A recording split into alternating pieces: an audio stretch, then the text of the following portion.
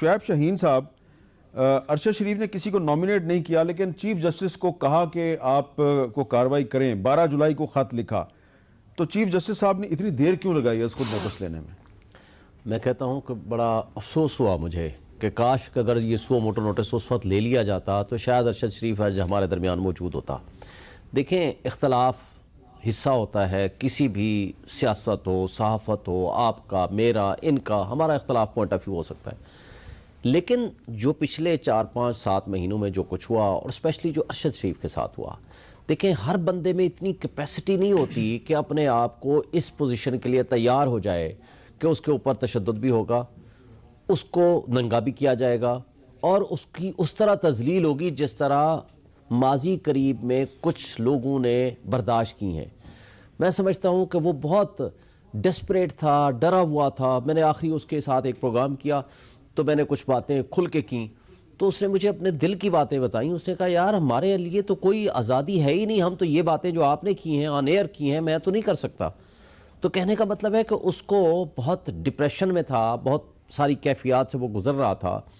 تو اس میں شاید پروبیبلیٹی اس بات کی ہے کہ اس کے اندر وہ کہنا نہیں چاہتا تھا ان بندوں کے نام جن کو شاید اس کو خود پتہ تھا، لیکن لفظ شرپسند، اور پھر اس سے آگے جائیں کہ وہ فیبریکیٹڈ مقدمے بنائیں گے میرے خلاف۔ مقدمے بنانے کی کیپیسٹی کس کی تھی؟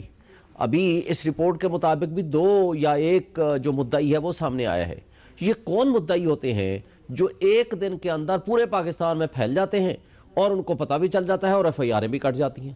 جیسے ماضی میں آپ کے خلاف بھی کٹیں اور کئی صحافیوں کے خلاف بھی کٹیں۔ پچھلے سال میرے خلاف جن لوگوں نے درخواستیں دی انہی لوگوں نے اس سال